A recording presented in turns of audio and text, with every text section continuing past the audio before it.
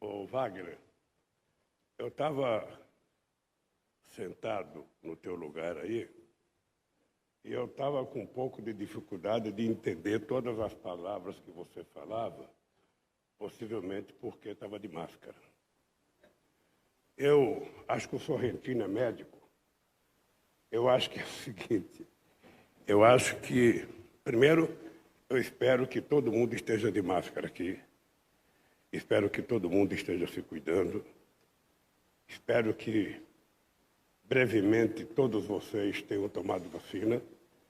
E eu queria falar com o médico aqui, se eu posso tirar minha máscara para falar. Eu estou a 2 metros de distância. Vocês todos já fizeram um teste. Vocês todos estão livres. Então, eu gostaria de tirar minha máscara para poder falar com vocês. Bem, faz quase 3 anos que eu saí da sede desse sindicato para ir me entregar à Polícia Federal. Eu fui, obviamente, contra a minha vontade, porque sabia que estavam prendendo o inocente. Muitos dos que estavam aqui não queriam que eu fosse me entregar. E eu tomei a decisão de me entregar porque não seria correto um homem na minha idade, um homem com a construção da história construída junto com vocês, pudesse aparecer na capa dos jornais e na televisão como fugitivo. Como eu tinha clareza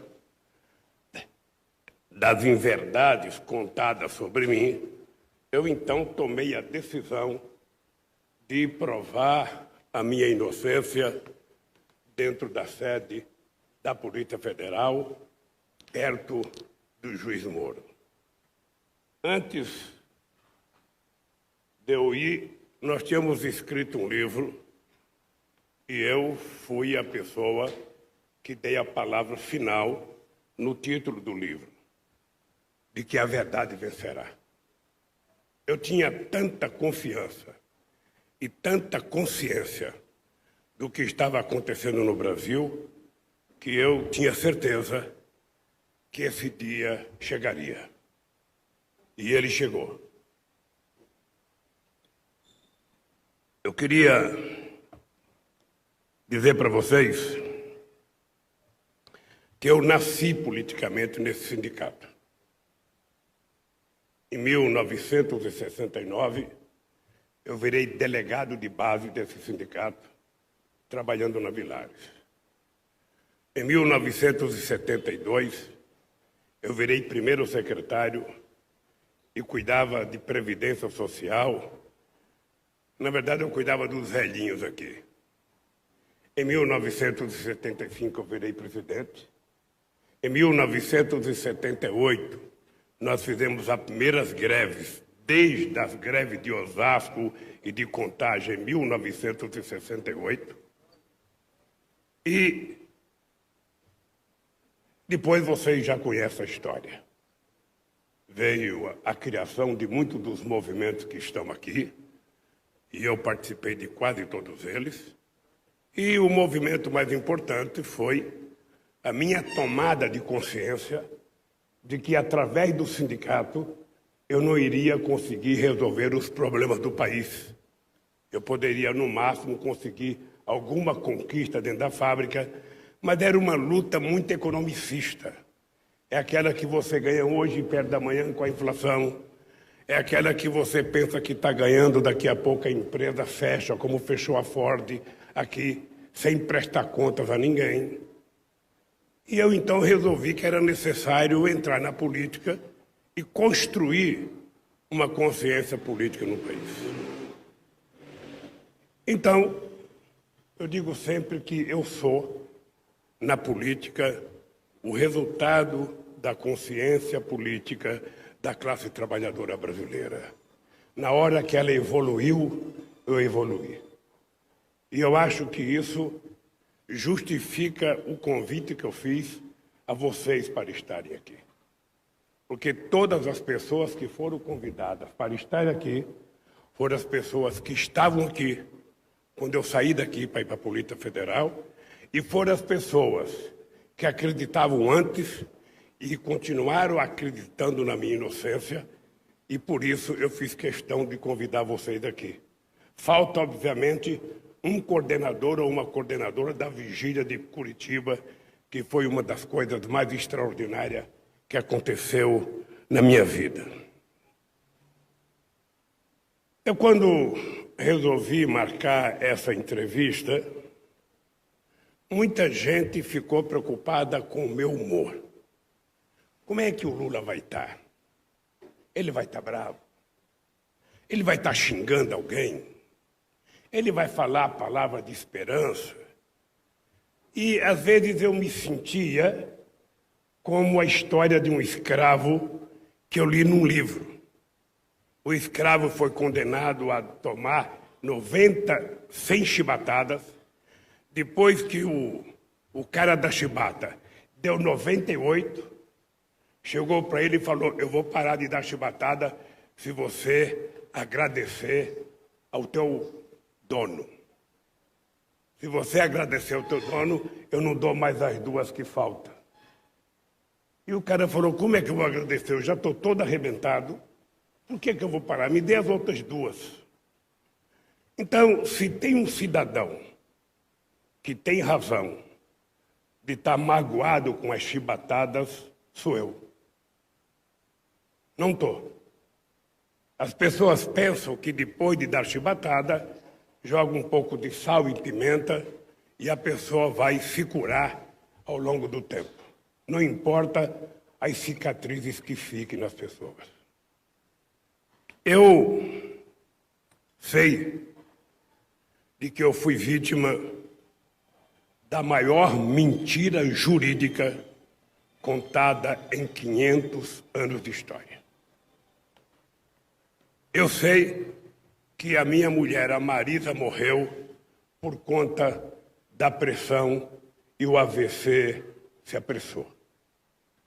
Eu fui proibido até de visitar o meu irmão dentro de um caixão, porque tomaram uma decisão que queria que eu viesse para São Paulo, que eu fosse para o quartel do 2º Exército no Ibirapuera e meu irmão dentro do caixão fosse me visitar.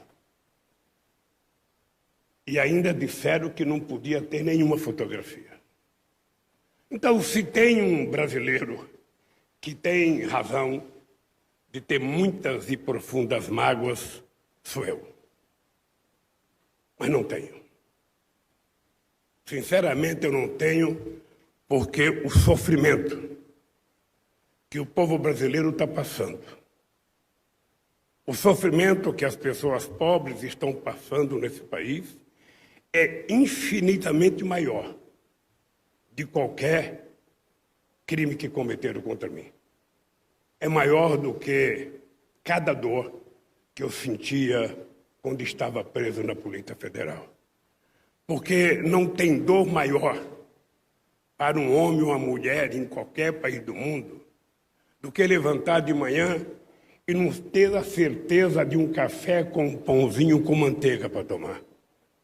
Não tem dor maior para um ser humano do que ele chegar na hora do almoço e não ter um prato de feijão com farinha para dar para o seu filho.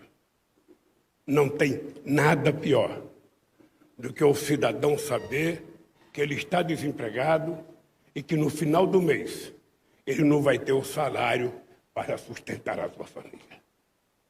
É essa dor que a sociedade brasileira está sentindo agora que me faz dizer para vocês: a dor que eu sinto não é nada diante da dor que sofre milhões e milhões de pessoas, de quase... É muito menor do que a dor que sofre quase 270 mil pessoas que viram os seus entes queridos morrer.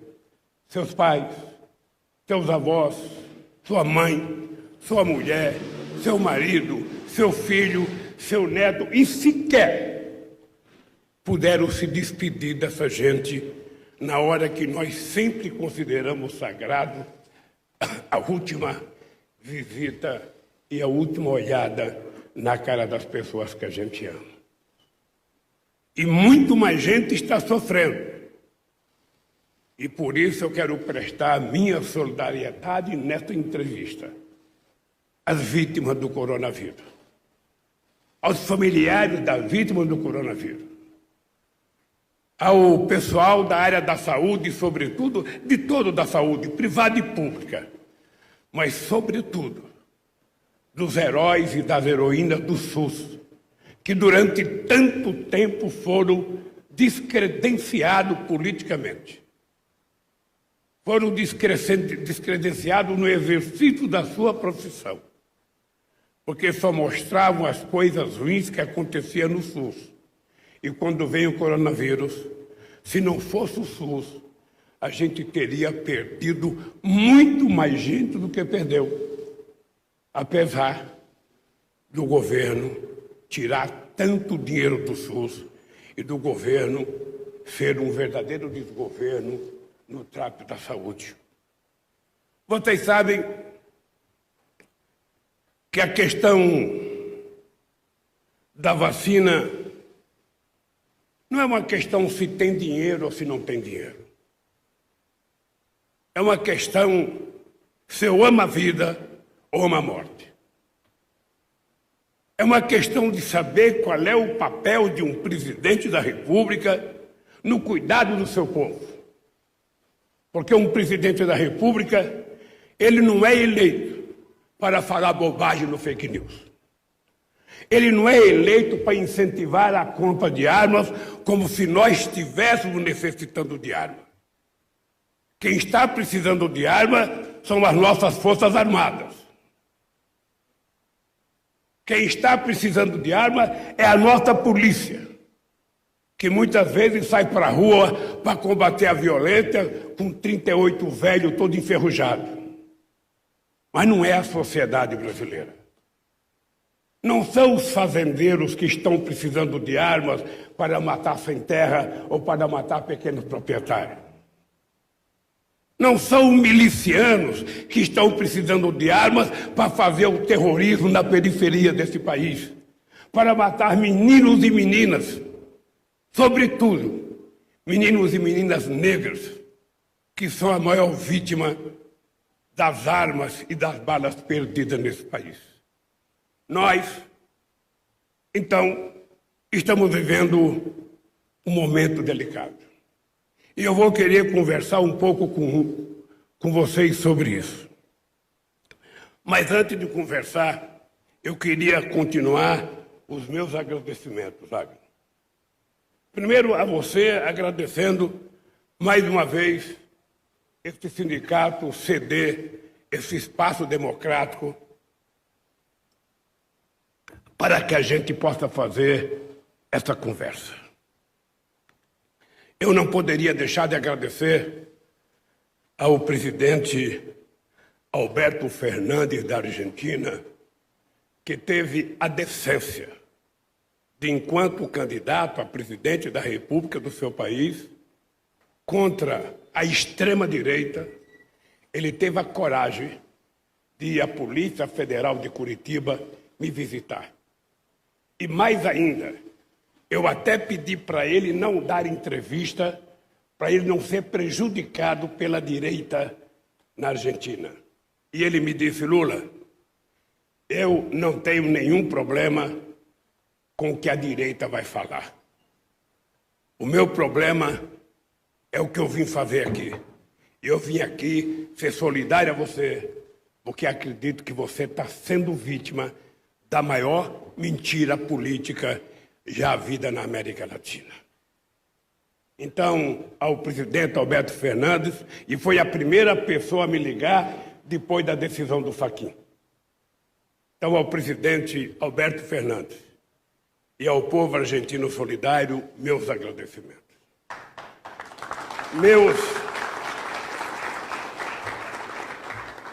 meus agradecimentos ao nosso querido Papa Francisco. Não só porque ele mandou uma pessoa me visitar em Curitiba, me entregar uma carta, que a Polícia Federal não deixou ele entrar porque achou que ele era um embusteiro, que ele não era representante do Papa, e ele era representante do Papa. E depois eu recebi a carta do Papa, além dos belos pronunciamentos do Papa em vários momentos, e o fato do Papa ter a coragem de me receber no Vaticano e termos uma longa conversa, não sobre o meu caso, mas sobre a luta contra a desigualdade, que é o maior mal que hoje paira no planeta Terra. Um planeta que é redondo, um planeta que não é retangular ou não é quadrado. E o Bolsonaro não sabe disso. Portanto, é importante sempre reiterar, quem puder, o planeta é redondo. Ele tem um astronauta no governo. O ministro Ponte, da Ciência e Tecnologia, sobrevoou num foguete russo quando eu era presidente. Se ele não dormiu, ele viu que o planeta era redondo.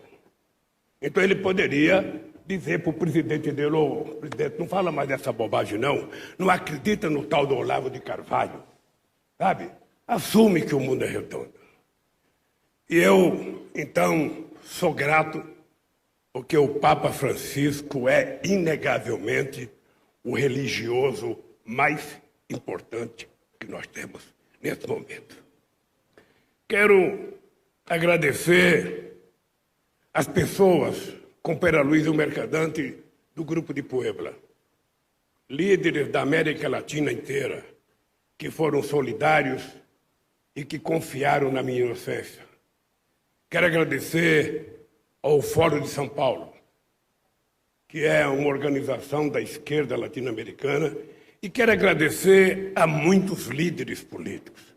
Eu não poderia deixar de citar aqui o companheiro Pepe Mujica, ex-presidente do Uruguai, uma das pessoas mais extraordinárias que eu conheci. Não poderia deixar de reconhecer aqui a solidariedade do Bernie Sanders, um companheiro senador dos Estados Unidos, quase candidato a presidente da República e que se afastou da campanha. Quero reconhecer com muito carinho, sabe, o comportamento da prefeita Anne Hidalgo, prefeita de Paris, que na disputa da eleição dela teve a coragem, quando a direita escrevia artigos nos jornais, que ela ia perder as eleições porque tinha me levado lá. Ela falou: Lula, para mim, a solidariedade vale mais do que uma eleição. Eu trouxe você aqui para dar um prêmio de cidadão parisense para você e vou ganhar as eleições por conta desse meu gesto. E ganhou as eleições. Por isso, eu quero agradecer a nossa querida prefeita de Paris.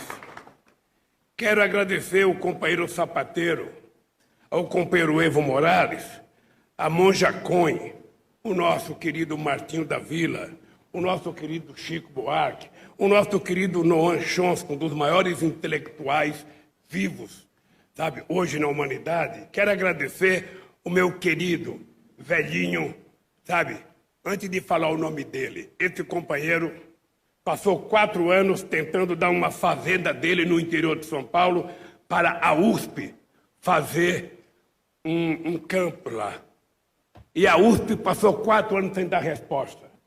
Quando foi um dia, ele me procurou, através de um assessor dele, que ele tinha uma fazenda para doar para fazer uma universidade.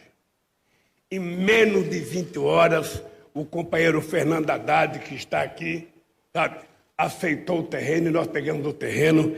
E esse companheiro, eu tive o prazer de visitar a universidade com ele, já funcionando. Não sei como é que ela está hoje, depois da destruição do Temer e do Bolsonaro, mas é o meu querido companheiro Raduan Nassar. Companheiro que já está com mais de 80 anos. Quero agradecer o companheiro, o meu biógrafo, que nunca termina o meu livro, o companheiro Fernando de Moraes. Quero agradecer o Martin Schulz, que é ministro na Alemanha e representa a social-democracia, o Roberto Gualtieri, do Podemos espanhol, e do ex-primeiro-ministro italiano da Lema. Quero agradecer de coração o pessoal da vigília. Aqui teve muita gente que foi na vigília. Aqui teve muita gente que ficou muito tempo na vigília. Mas aquelas pessoas enfrentaram loucuras da Polícia Federal. Tinha um delegado, que eu não sei se ele era saudável ou não, ou se ele bebia ou não, mas ele provocava a vigília, chegou a atirar para fazer medo à vigília, chegava a chamar a polícia. Tinha vizinhos que ofendia gente da vigília todo dia, sabe? E esse pessoal ficou lá 580 dias. Todo santo dia de manhã, de domingo a domingo, gritando presidente Lula, almoçando e gritavam presidente Lula às 2 horas da tarde, e às 7 horas da noite gritavam presidente Lula, e todo santo dia eu acordava, almoçava e dormia com mulheres e homens do Brasil inteiro gritando o meu nome. Então a cadeia não foi o sofrimento que eu esperava que fosse, porque eu não sei quantos presos na história da humanidade tiveram tanta gente. E aí eu tenho que agradecer ao movimento sindical, agradecer, João Paulo, ao movimento Sem Terra, porque o companheiro Baggio, lá do Paraná, foi um herói. Sabe, agradecer os companheiros do MAB, que trabalharam de forma extraordinária, e os companheiros dos partidos de esquerda que estão aqui. Sabe, eu, lamentavelmente, não tenho o nome de todas as pessoas, mas eu tenho que agradecer.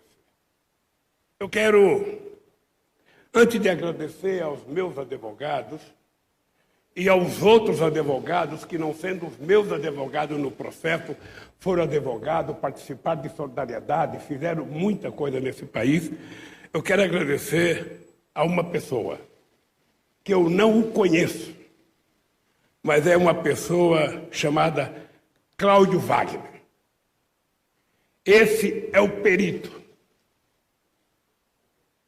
Esse é o perito que está investigando todas as mensagens do hacker para provar a veracidade da denúncia.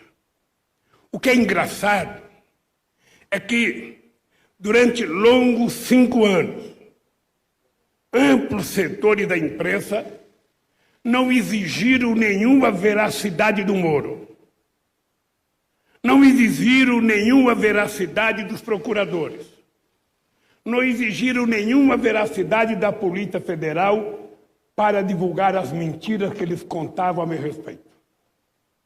Mas agora nós estamos com um perito fazendo investigação nos documentos que está na Polícia Federal, portanto não é uma coisa do PT, é da Polícia Federal, autorizado pelo ministro da Suprema Corte, e mesmo esse perito avalizando, vocês acompanham a imprensa, e eu acho muito engraçado porque o Moro fala, não reconheço, sabe, essa veracidade.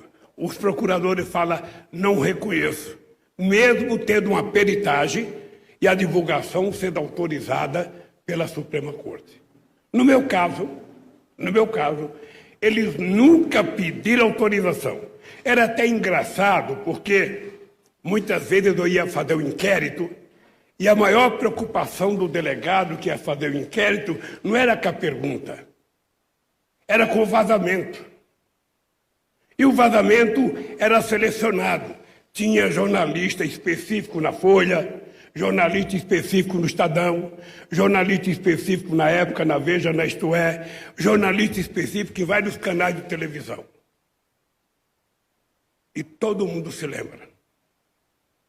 Quantas e quantas matérias do principal jornal da televisão aparecia um oleoduto, um gasoduto saindo dinheiro para falar 20 ou 30 minutos das denúncias dos procuradores sem nenhuma prova. Mas eles colocavam. Contra o Lula não precisava provar que o documento tinha seriedade. Era preciso destruir. Afinal de contas, um torneiro mecânico sem dedo já tinha feito demais nesse país. Era preciso evitar que esse cidadão pensasse em voltar a governar o país. Porque a América Latina nunca trabalhou em 500 anos com política de inclusão social. Então, a inclusão social é para 35% da sociedade. Quem pode ir a teatro é uma parte pequena da sociedade. Quem vai ao cinema é uma parte pequena. Quem vai a restaurante é uma parte pequena. Quem vai aos parques bonitos, quem vai às vernissagens nesse país, quem vai às exposições, é só uma parte pequena. A maioria fica no seu lugar. Afinal de contas, o papel do trabalhador é trabalhar. E o papel do pobre é esperar as políticas de ajuda do governo quando ela vem. E, por conta disso, eu digo para vocês, antes de ontem foi um dia gratificante. Eu sou agradecido ao ministro, Fachin, porque ele cumpriu uma coisa que a gente reivindicava desde 2016. A decisão que ele tomou, tardiamente, 5 anos depois, ela foi colocada por nós desde 2016. A gente cansou de dizer a inclusão do Lula e a inclusão da Petrobras na vida do Lula como criminoso era a razão pela qual a quadrilha de procuradores da Lava Jato, não o Ministério Público, a quadrilha de procuradores da Força Tarefa e o Moro entendiam que a única forma de me pegar era me levar para a Lava Jato. Porque eu já tinha sido liberado em vários outros processos fora da Lava Jato, mas eles tinham como obsessão, porque eles queriam criar um partido político, sabe, de tentar me criminalizar. E eu fiquei muito feliz porque, depois da divulgação de tanta mentira contra mim, ontem eu acho que nós tivemos um jornal nacional épico. Ontem eu acho que quem assistiu televisão não estava acreditando no que estava vendo. Pela primeira vez, a verdade prevaleceu. Dita não por alguém do PT, dita pelo presidente da segunda turma do STF, no discurso do Gilmar Mendes, dito pelo Ricardo Lewandowski e dito até pela Carmen Lúcia, que nunca tinha visto nada igual àquilo. E eu, como acho que tenho um pouco de experiência, fiquei feliz com a verdade. Porque é para isso que serve os meios de comunicação. Jornalista não existe para sair para a rua para cumprir a ordem do editor. Vocês não sabem, mas aqui nessa sala não tem ninguém que tenha lidado com a imprensa 10% do que eu lidei. Desde 1975, eu lido com a imprensa. E com muita imprensa. E eu sempre disse que o papel da imprensa, quando o jornalista sai para a rua, ele sai com o compromisso de dizer a verdade. A verdade nua e crua. Não tem importância que ela seja contra o PT, contra o PCdoB, contra o PSOL, contra o PMDB, contra qualquer... A verdade nua e crua. É para isso que nós precisamos de imprensa livre. Não é uma imprensa que divulga aquilo que politicamente ou que ideologicamente ela quer. A ideologia da notícia do jornal ou da televisão ou da revista deve ser colocada num cantinho, no editorial, como pensamento da revista. Mas vocês, jornalistas, precisam ser livres. E o compromisso de vocês é escreverem o que vocês viram. É escreverem o que as pessoas falaram para vocês. E não escrever o que o editor quer que vocês escrevam. Portanto, eu fiquei feliz porque eu espero que a verdade versada pela Globo ontem, seja um novo padrão de comportamento da Globo com a verdade. A Globo não tem que gostar ou não gostar de presidente. Ela não tem que gostar ou não gostar de partido. Isso ela decide na hora de votar.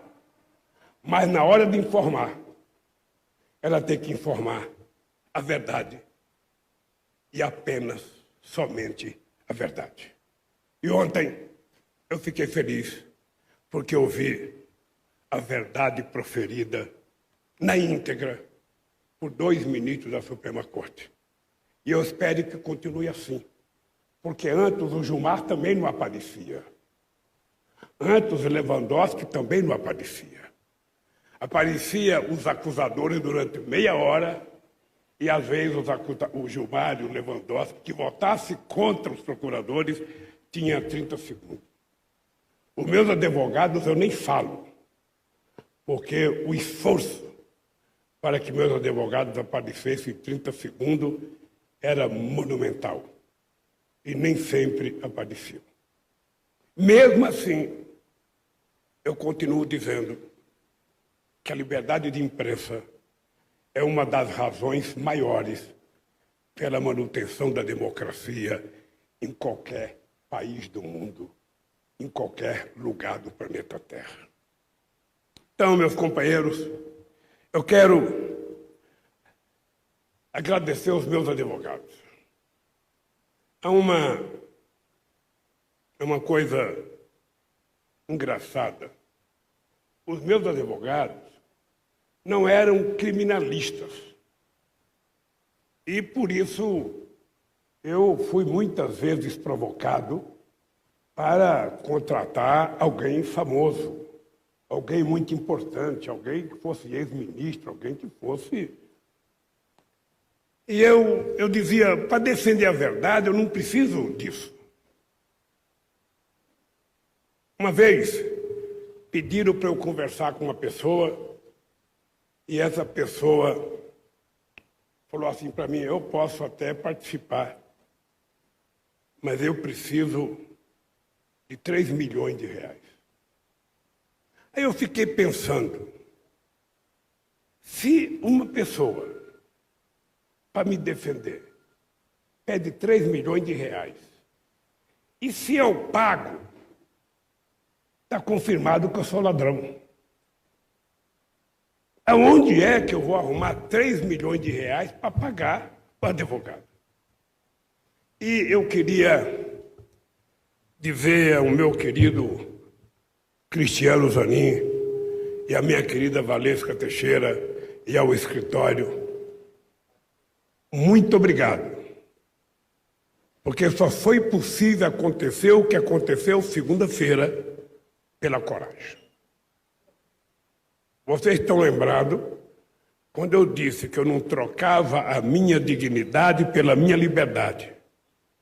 E disse que a minha canela não era canela de pombo, eu não ia colocar, sabe, tornozeleira, e que não ia para casa preso porque a minha casa não era cadeia. Muita gente achou que eu estava radicalizando. E eu estava apenas dizendo o que eu sentia. Eu tinha certeza que esse dia chegaria. Esse dia chegou com o voto do Fachin, de reconhecer que nunca teve crime cometido por mim, de reconhecer que nunca teve envolvimento meu com a Petrobras. E toda a amargura que eu passei, todo o sofrimento que eu passei, acabou. Eu estou muito tranquilo. O processo vai continuar, Tudo bem, eu já fui absolvido em todos os processos fora de Curitiba. Mas nós vamos continuar brigando para que o Moro seja considerado suspeito, porque ele não tem o direito de se transformar no maior mentiroso da história do Brasil e ser considerado herói por aqueles que queriam me culpar. Deus de barro não dura muito tempo. Eu tenho certeza que hoje ele deve estar sofrendo muito mais do que eu sofri. Eu tenho certeza que o Dallagnol deve estar sofrendo muito mais do que eu sofri, porque eles sabem que eles cometeram erro. E eu sabia que eu não tinha cometido erro. Então, meus agradecimentos aos meus advogados e meus agradecimentos a todos os advogados do Brasil que foram solidários. Todos. Teve muita gente que foi solidária a mim, muitos documentos assinados, e eu sou sinceramente agradecido a todo mundo.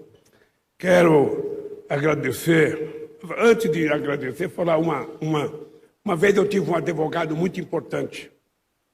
Quando saiu a notícia do triplex, esse advogado falou assim para mim: ô Lula, um dos maiores criminalistas do Brasil. Ô Lula, é o seguinte, você não tem que ter preocupação com esse negócio do triplex, porque não há como isso andar. Não tem como isso prosperar. Não tem, isso não vai para frente. Eles inventaram um offshore do Panamá, inventaram uma empresária do offshore, para dizer que essa empresária tinha, e que essa offshore tinha compromisso com a OAS, com a Petrobras, e, portanto, era o que eles precisavam para me condenar. E o triplex que não ia para frente, que eles nunca apresentaram um documento, nunca apresentaram um centavo, foi a razão para eu ser condenado a 9 anos de prisão e a pagar uma multa que vale 50 vezes o apartamento. E agora, quem é vítima do apartamento é o Boulos, que está sendo indiciado porque ocupou o apartamento. E é engraçado que, se eu era o dono, não fui eu que processei o Boulos. Então eu quero saber quem foi que processou o rapaz, que invadiu um apartamento que eles diziam que era meu. E eu não o processei e alguém o processou. Agora pode ficar sabendo, Boulos, que você tem toda a minha solidariedade. Tá? Se for preciso invadir por sua causa, nós invadiremos. Bem, quero cumprimentar a minha querida Gleisi Hoffmann, que teve um papel não só na presidência do partido, mas na defesa do PT e na minha defesa. Vocês sabem que é muito difícil. Nunca queiram sair na página dos jornais com a cara de vocês taxada por um crime qualquer. Porque vocês vão perceber que muitas pessoas que vocês achavam que eram amigas de vocês desaparecerão logo. Vocês passarão semanas ou meses sem receber um telefonema. Pessoas que viviam atrás de você 24 horas por dia vão desaparecer. Então, eu não desejo esse mal para ninguém. Por isso, quando eu era presidente, eu fiz 3 discursos em posse de procurador-geral, Paulo Okamoto. Eu dizia: eu considero o Ministério Público uma instituição muito importante. Pela instituição ser muito importante, é preciso que a pessoa que esteja procurador seja muito honesta e muito séria.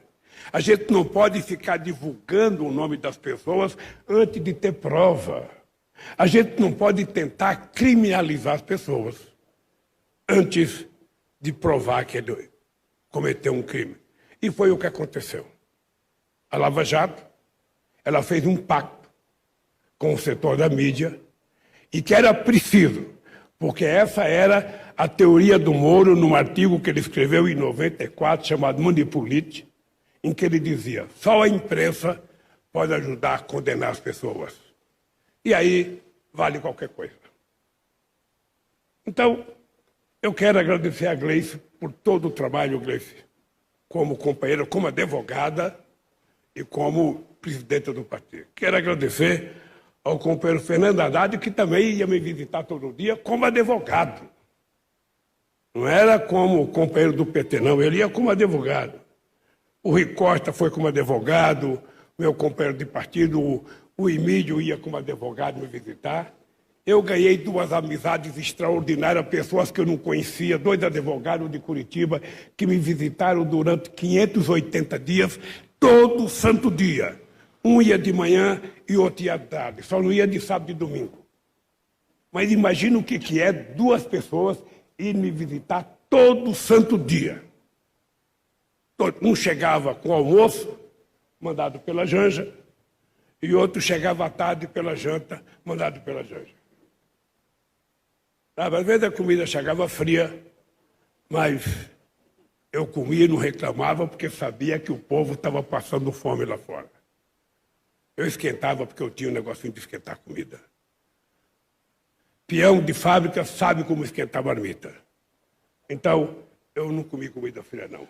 Era toda quentinha.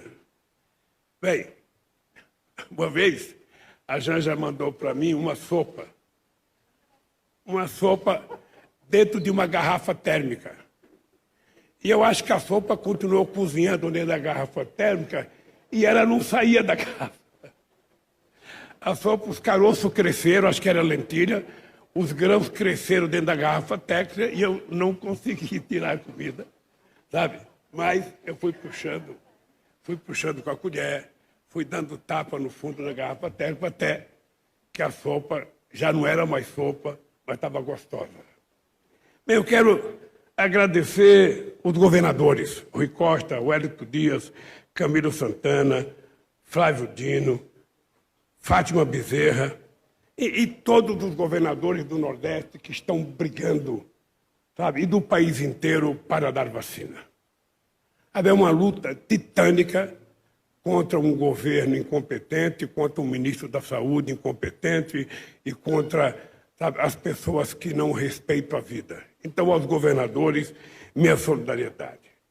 Quero agradecer a todos os companheiros das centrais sindicais, agradecer a todos os companheiros dos partidos políticos aqui presentes, quero agradecer aos movimentos sociais, a CUT, a Força Sindical,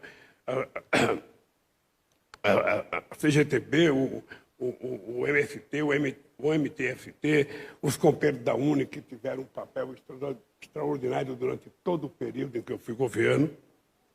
E quero agradecer a vocês, a imprensa brasileira, porque depois de tudo que eu falei aqui, vocês podem ter certeza que nem o João Roberto Marinho gosta mais da imprensa do que eu, nem ele quer mais democracia do que eu na imprensa, e muito menos o presidente da República. Meus agradecimentos a vocês, porque eu sei que vocês vão continuar trabalhando para tentar melhorar o papel da imprensa na construção da democracia brasileira. Companheiros e companheiras, eu fiquei pensando o que eu iria falar com vocês hoje aqui. Ontem eu fiquei até quase meia-noite rascunhando coisa, tirando coisa, anulando coisa. E eu cheguei à conclusão de que eu precisava falar um pouco com vocês sobre a situação desse país. Seria um erro da minha parte não falar para vocês que o Brasil não merecia estar passando o que está passando. Eu tenho 75 anos de idade. Eu falo brincando que eu tenho energia de 30 e tesão de 20.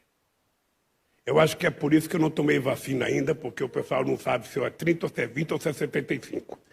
Então agora eu estou dizendo que é 75, e a semana que vem, se Deus quiser, eu vou tomar a minha vacina. Vou tomar a minha vacina. Não me importa de que país, não importa se é 2 ou 1 só, sabe? Eu vou tomar minha vacina e quero fazer propaganda para o povo brasileiro. Não siga nenhuma decisão imbecil do presidente da República ou do ministro da Saúde. Tome vacina. Tome vacina, porque a vacina é uma das coisas que pode livrar você do Covid. Mas mesmo tomando vacina, não acho que você possa tomar vacina e já tirar a camisa, já ir para o boteco, pedir uma cerveja gelada e ficar conversando. Não!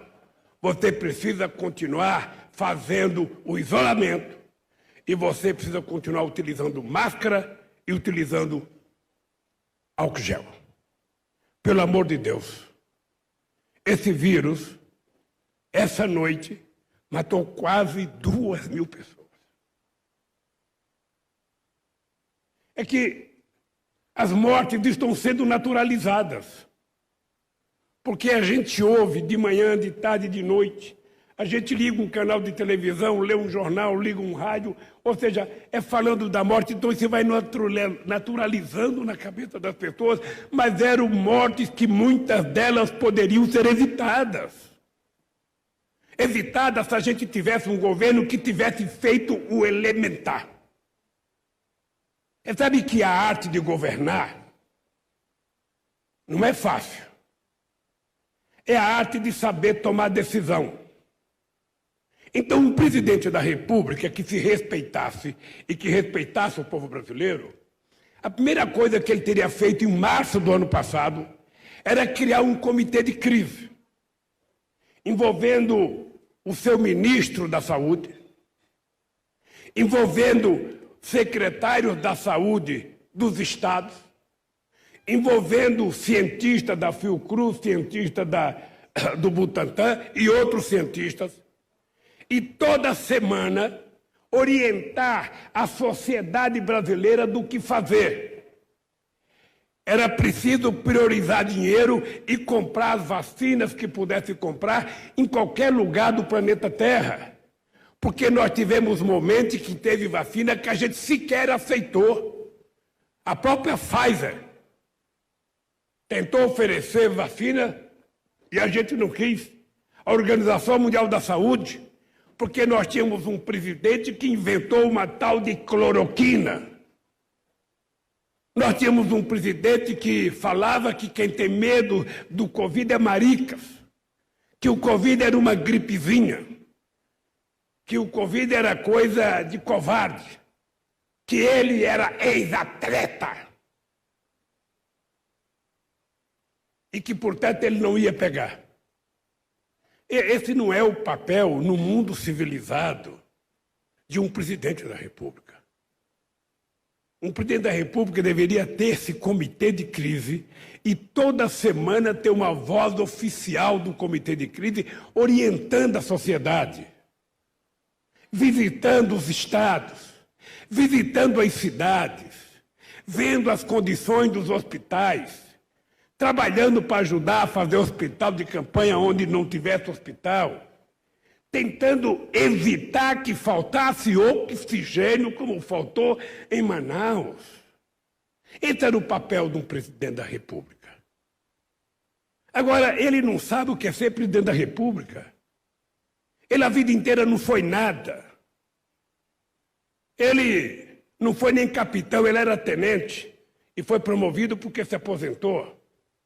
E se aposentou porque queria explodir quartel, porque ele virou um dirigente sindical dos soldados, queria mais aumento de salário. Depois que ele se aposentou, ele nunca mais fez nada na vida, ele foi vereador e deputado durante 32 anos, exerceu o mandato e conseguiu passar para a sociedade a ideia de que ele não era político. Vocês imaginaram o poder da força do fanatismo? Através do fake news, o mundo elegeu um Trump. Através da fake news, o mundo elegeu o Bolsonaro. Porque o pai de vocês ou a mãe de vocês deve ter um dia falado para vocês: filho, A mentira, ela anda de avião supersônico.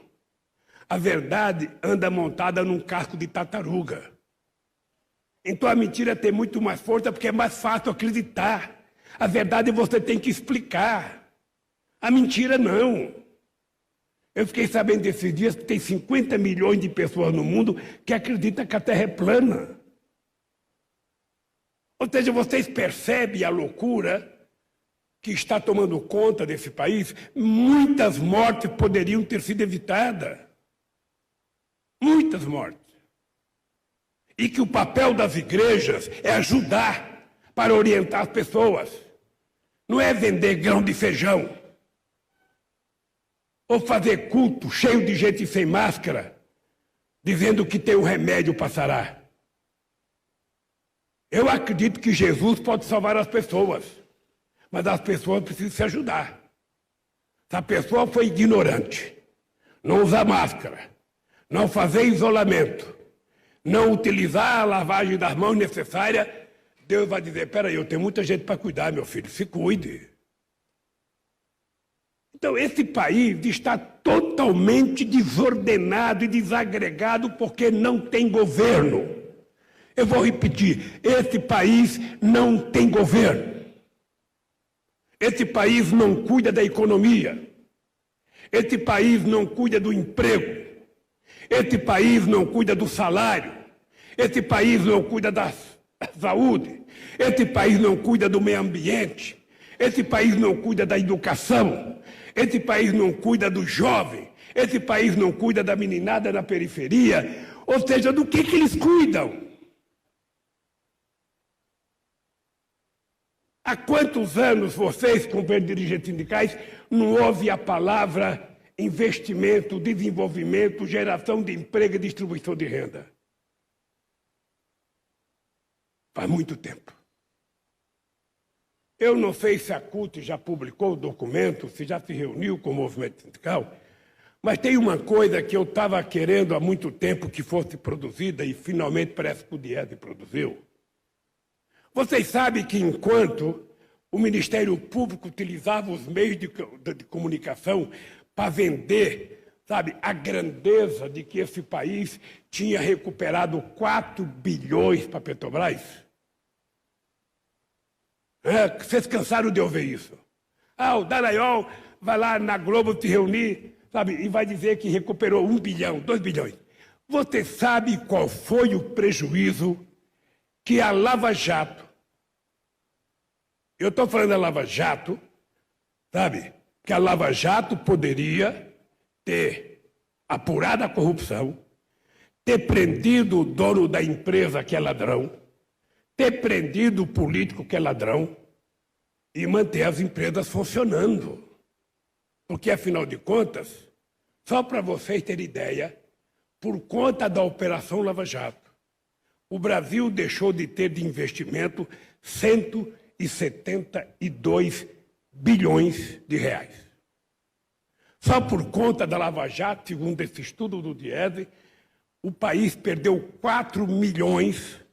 Eu não estou falando dos 14 milhões de desempregados, eu estou dizendo só por conta da Lava Jato. A destruição que ela fez na corrente geradora de emprego nesse país gerou 4 milhões e 400 mil empregos.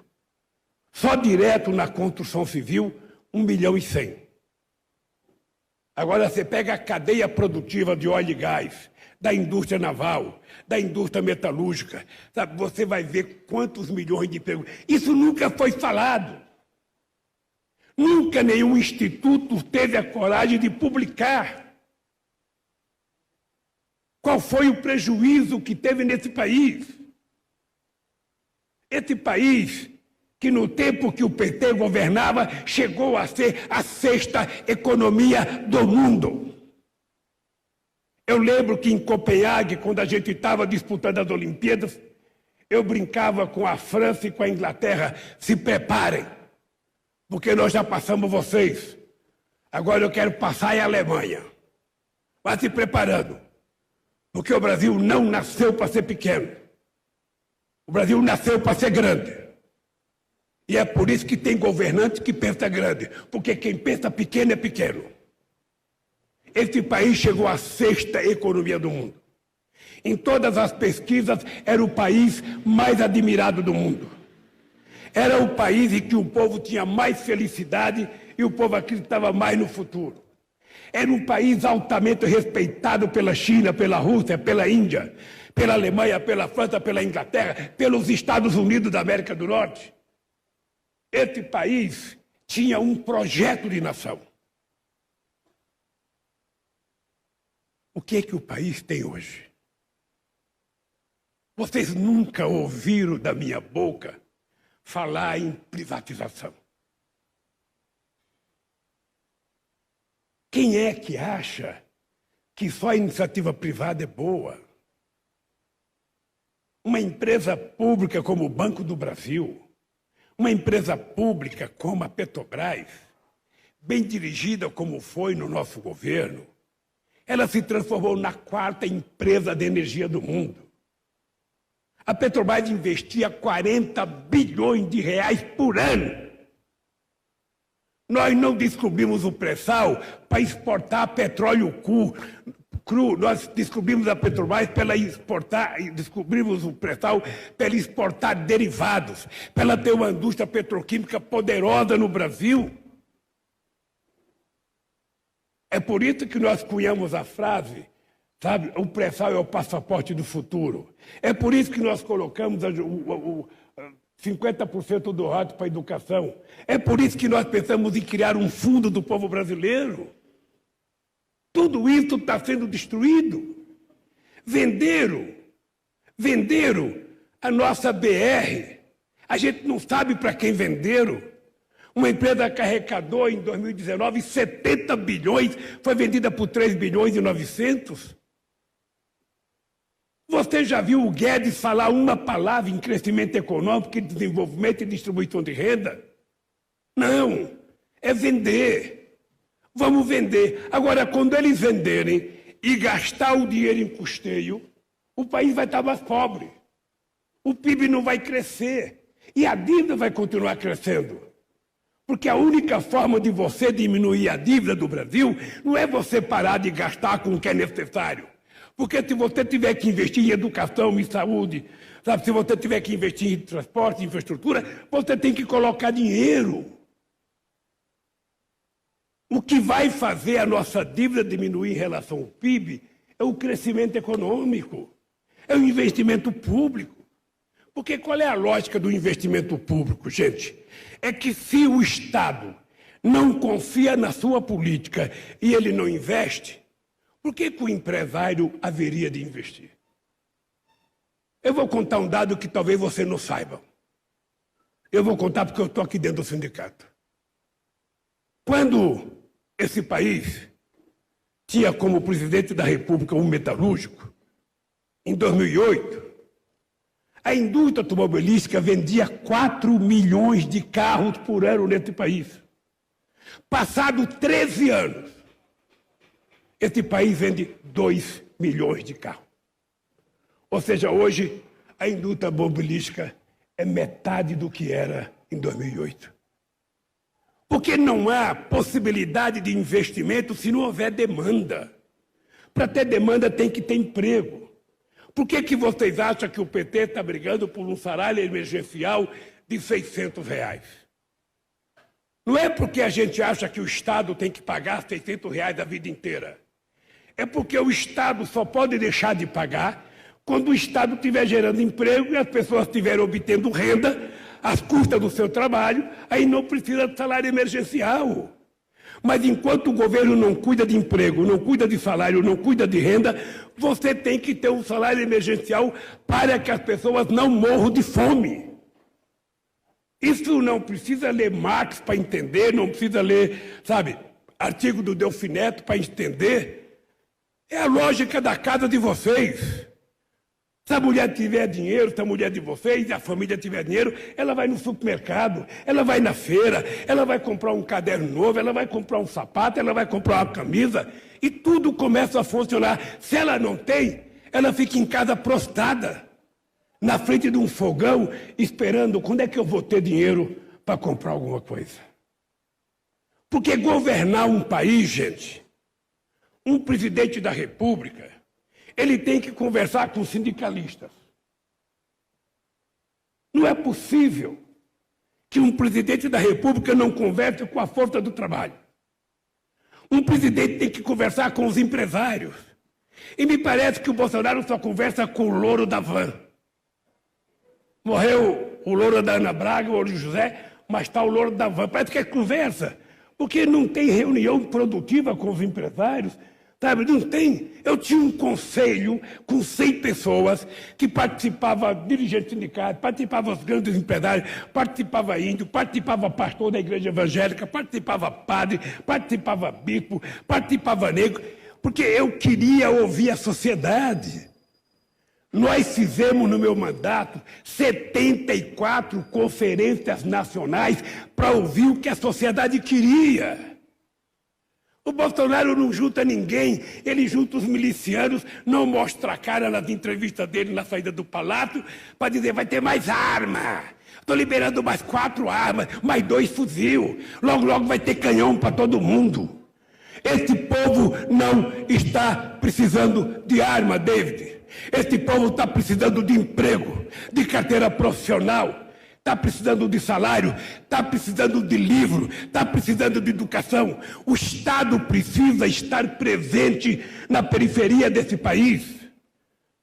O Estado tem que estar lá com educação, com cultura, com saúde, com política de assistência social. É esse o papel de um presidente da República. Será que o Bolsonaro não leu nada do que a gente fez? Você, Haddad, não produziu nenhum livrinho para o Bolsonaro ler? Tantas cartilhas que a gente fez, o PCdoB não fez uma cartilha para mandar para o Bolsonaro, dizendo que é possível governar diferente? Ô Miguel, você pode fazer da Força Sindical e o Sérgio fazer da CUT, para ele saber que é possível. É possível. O Brasil não é dele e dos milicianos, o Brasil é de 230 milhões de pessoas. E essas pessoas querem trabalhar, querem comer, querem morar, querem ter lazer. Ah, vocês não sabem como eu ficava feliz quando eu vi um trabalhador mostrar uma picanha e falar: eu vou comer picanha e vou tomar uma cerveja. É uma coisa fantástica. Vocês não sabem a alegria de ver o pequeno produtor desse país? Vocês não sabem a alegria de ver o pequeno produtor desse país, representado aqui pelo companheiro João Paulo do Sem Terra, produzir e saber que tinha garantia de preço? Saber que o produto dele não ia ficar no porão da casa dele ou estragando no sol e na chuva? A gente comprava esse produto e a gente distribuía se fosse necessário, mas a gente tinha que construir um estoque regulador até para regular preço. Ô, gente, como é que pode o gás de cozinha estar a R$105? Como é que pode a cebola aumentar 60%, o tomate aumentar não sei quanto? Como é que pode a luz elétrica aumentar tanto? Como é que pode a gasolina? Ô, David, você é petroleiro. Eu vou aproveitar e dizer uma coisa na tua frente. Não é possível permitir que o preço do combustível brasileiro tenha que seguir o preço internacional se nós não somos importador de petróleo. O Brasil é exportador. Se nós produzimos a matéria-prima aqui, se nós tiramos do fundo do mar, se nós conseguimos refinar aqui, nós produzimos gasolina de avião, nós produzimos diesel, e nós produzimos na qualidade que produz a União Europeia. Porque antes de eu chegar na presidência, é uma coisa que vocês não sabem, porque a imprensa nunca divulgou. A nossa gasolina tinha 1.500 ppm, partículas por sei lá por quanto, por milhão. Era uma coisa assim. Eu não entendo, mas eu sei que era. Sabe? Nós fizemos ser 50. Padrão europeu. Sabe o que é? Padrão europeu para quando vocês estiverem andando, sabe? Eu acho errado andar nas ruas, mas de vez em quando vocês andam na rua, não ficar respirando gás carbônico com a gasolina tão poluída e o óleo diesel tão poluído. Então a gente fez as nossas refinarias ser padrão mundial.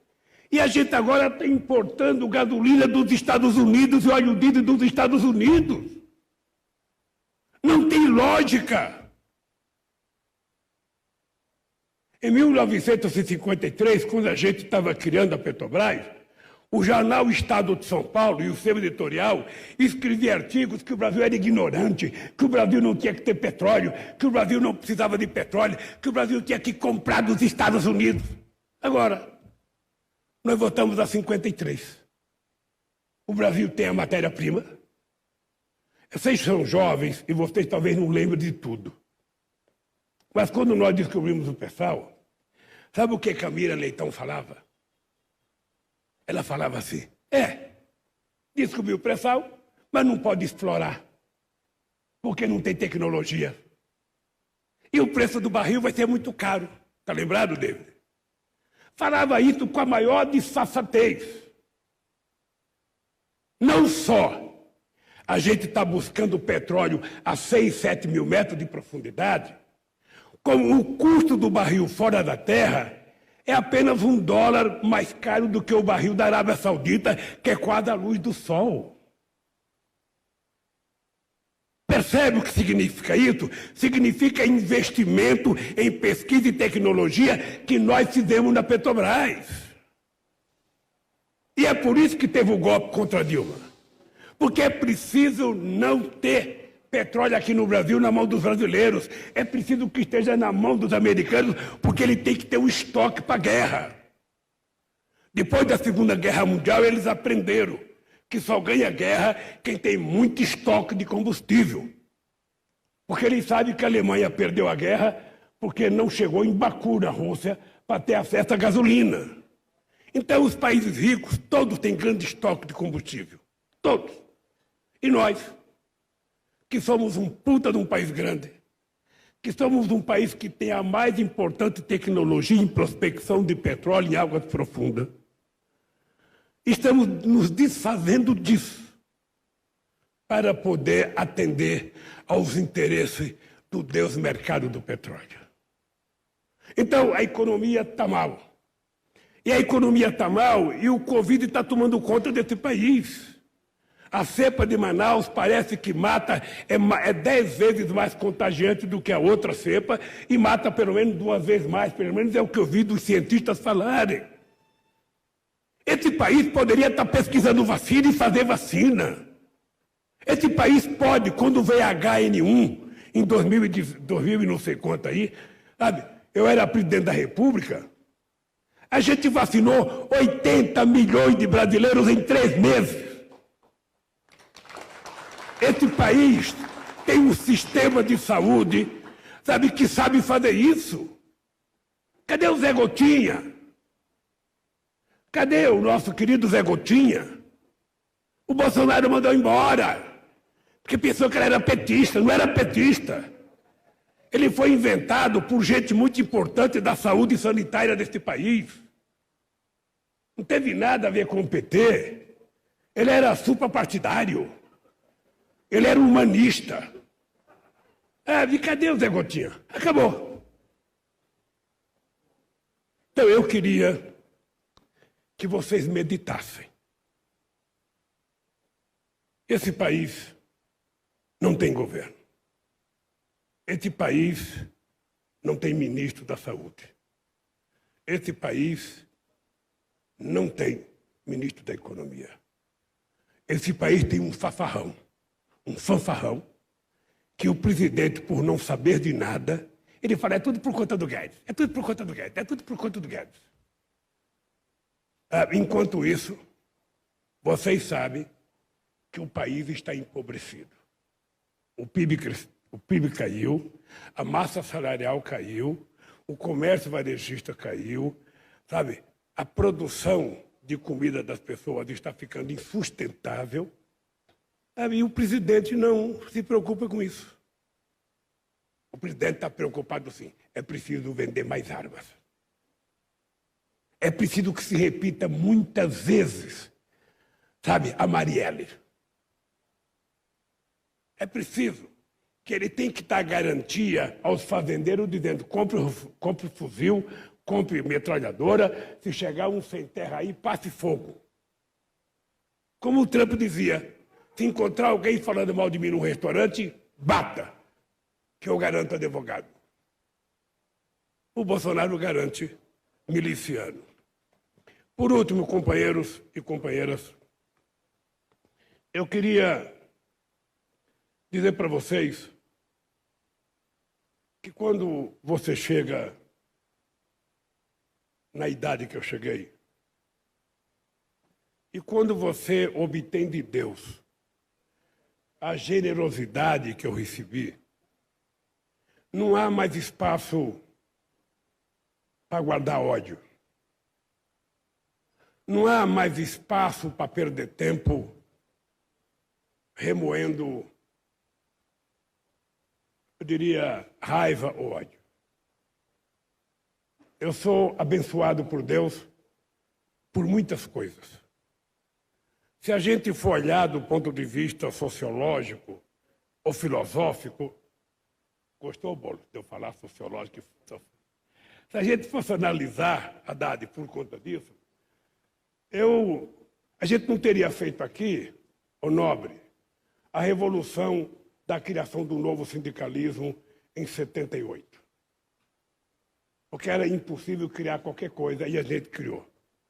A gente não teria criado a liberdade de organização partidária e eu não teria tido o prazer de criar o partido mais importante da esquerda latino-americana. E muito menos eu ser presidente. Vocês lembram com quem que eu disputei a primeira eleição? Com o doutor Ulisses Guimarães, com o doutor Leonardo de Moura Brizola, com o doutor Paulo Salim Maluf, com o doutor Mário Covas, com o doutor Rafik, com o doutor Aureliano, era só doutor. O único cara que não era doutor era eu. E fui para o segundo turno. E não ganhei porque a Globo me roubou. A Globo fez aquela mutreta do debate, reconhecido pelos diretores da Globo da época. Bem, então eu sou abençoado por Deus. Então eu quero terminar dizendo para vocês o seguinte. Eu estou muito de bem com a vida. A Lava Jato desapareceu da minha vida. Eu não espero que as pessoas que me acusam parem de me acusar. Não espero. Eu estou satisfeito que tenha sido reconhecido aquilo que meus advogados vêm dizendo há muito tempo. O presidente é inocente, o presidente não é dono do apartamento. Nós derrubamos 11 ações ao longo de 5 anos. Ou seja, nós tivemos 100% de êxito na decisão do Fachin. De repente, eu tinha 4 processos e eles desapareceram. Por que o Fachin não fez isso antes? Eu estou dizendo isso há 5 anos. Eu sei que é constrangedor muita gente que me acusou parar de acusar. É duro. Porque quando você envereda no caminho da mentira, é difícil você voltar atrás. Mas olha como eu estou muito mais sereno do que o William Bonner ontem dando a notícia. Olha como eu estou com um semblante tranquilo, de que a verdade venceu, de que a verdade vai continuar vencendo. Por isso, companheiros e companheiras, eu quero dizer para vocês, eu quero dedicar o resto de vida que me sobra, que eu espero que seja muito, muito eu espero. A gente começa a gostar da vida quando a gente está mais próximo do céu. Eu quero voltar a andar por esse país para conversar com esse povo. O povo não tem o direito de permitir que um cidadão que causa os males que o Bolsonaro causa ao país continue governando e continue vendendo o país. Eu não sei qual é a atitude, mas alguma atitude nós vamos ter que tomar, companheiros, para que esse país possa voltar a crescer, para que esse povo possa voltar a sonhar. Esse país já sonhou. Esse país já realizou. Hoje a gente sonhava em fazer esse país ser grande. Nós construímos e fortalecemos o Mercosul. Nós construímos a Unasul, porque a gente queria criar um grande bloco econômico latino-americano, um bloco de 400 milhões de habitantes, de um PIB razoavelmente grande, para negociar a igualdade de condições com a Europa. Porque a Europa ela só quer negociar para a gente comprar os produtos agrícolas deles e eles comprar os nossos produtos. Não, a gente comprar, eles venderam os produtos industriais para a gente vender, sabe, produtos agrícolas. Não, a gente não quer só fazer do agronegócio, a gente respeita o agronegócio, eu acho que o agronegócio tem muita tecnologia, é muito importante, mas o Brasil quer ter um país industrializado. O país quer ter novas indústrias, o país quer ter novas tecnologias, sabe? E a gente sonhava isso. Nós criamos os BRICS, nós criamos o Banco dos BRICS, nós criamos o Banco do Sul. O Brasil tinha um projeto de nação. O Brasil tinha um projeto de soberania. Porque faz 500 anos que nós fomos descobertos, quando é que nós vamos tomar conta do nosso nariz? Quando é que eu vou acordar de manhã sem ter que pedir licença para respirar para o governo americano? Quando é que eu vou levantar de manhã sabendo que meu povo está tomando café, que ele vai almoçar e vai jantar, que as crianças estão na escola, que as crianças estão tendo acesso à saúde, à cultura? Quando é que nós vamos acordar? Isso é possível. Nós provamos isso. Então, companheiros e companheiras, é pela construção desse sonho e ajudar a torná-lo realidade, que eu me sinto muito jovem. E me sinto jovem para brigar muito. Então eu queria que vocês soubessem. Desistir, jamais. A palavra desistir não existe no meu dicionário. Eu aprendi com a minha mãe. Lute sempre. Acredite sempre, teme sempre, porque se a gente não acreditar na gente, ninguém vai acreditar. Se você não se respeitar, ninguém vai se respeitar. As pessoas que me detrataram durante todos esses anos, eu quero dizer para vocês, eu quero, nesse país, conversar com a classe política. Porque muitas vezes, Haddad, muitas vezes, Bolo, muitas vezes, a gente se recusa a conversar com determinados políticos. É da nossa natureza. Mas veja, eu gostaria que no Congresso Nacional só tivesse gente, sabe, boa, gente de esquerda, gente progressista, mas não é assim. O povo não pensou assim, o povo elegeu quem ele quis eleger. Então nós temos que conversar com quem está lá para ver se a gente conserta esse país. Eu preciso conversar com os empresários. Eu quero saber aonde é que está a loucura deles, de não perceberem que se eles quiserem crescer economicamente, se eles quiserem que a bolsa cresça, se eles quiserem que a economia cresça, é preciso garantir que o povo tenha emprego, que o povo tenha renda, que o povo possa viver com dignidade, senão não há crescimento. Será que é difícil? Ou será que nós vamos ficar refém do Deus mercado? Que só quer ganhar dinheiro, não importa como. Nós já vimos a experiência da crise de 2008, com o subprime americano, e depois com a quebra do Lehman Brothers. E quando eles quebram, quem é que coloca dinheiro para salvá-los? É o Estado. O Estado que eles repudiam, o Estado que eles destroem, quando eles quebram, quem põe dinheiro é o Estado para salvá-los. Nos Estados Unidos, quando quebrou o sistema habitacional pela bolha, com o subprime, eles ajudaram primeiro os bancos, para somente depois pensar nos coitados que perderam as casas. Quando é que a gente vai pensar nos de baixo primeiro? Então, não tenham medo de mim. Eu sou radical.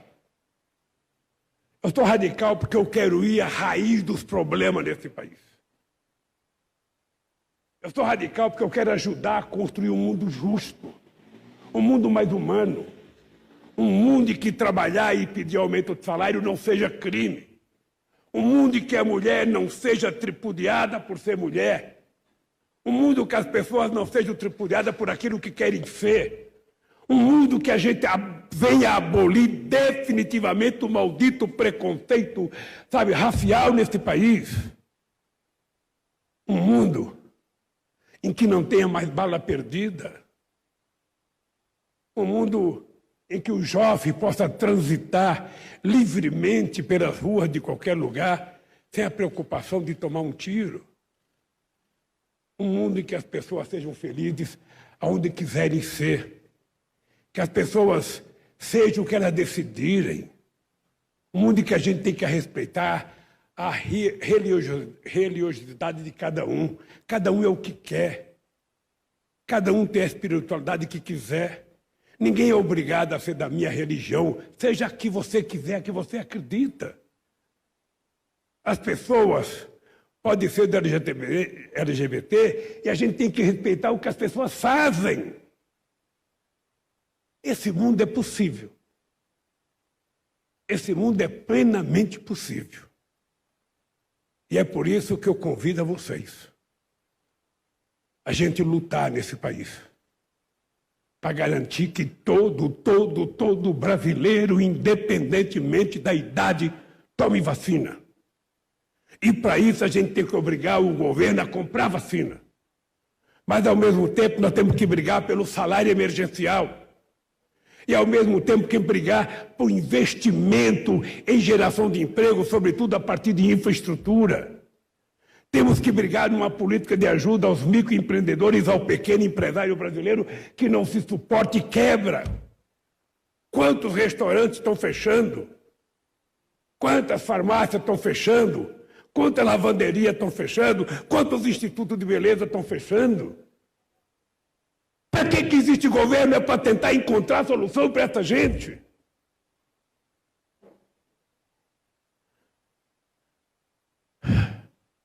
Então, gente, eu agora quero pedir desculpas a vocês, porque, como o Gilmar Mendes falou muito ontem, eu também falei muito hoje. Mas vocês vão de convir que faz 5 anos que eu não falo com a imprensa. Você sabe qual foi a última vez que eu dei uma entrevista na televisão? Foi para o Roberto Dávila na Globo News, há uns 5 ou 6 anos atrás, uns 4 anos atrás.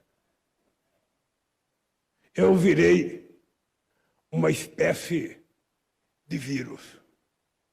Não encosta no Lula. Não ouça o Lula. Uma vez eu fui condenado a 3 anos de cadeia em Manaus. Eu fui considerado a 3 anos, sabe qual era a minha arma? O juiz disse que eu tinha a língua felina. Então, eu quero dizer para vocês, para defender o povo brasileiro, para defender as coisas que vão salvar esse país, eu vou continuar com a minha língua felina. E quero agradecer, porque se não fosse vocês, possivelmente eu não teria chegado aqui. Muito obrigado. E vamos às perguntas, que é isso que vocês querem.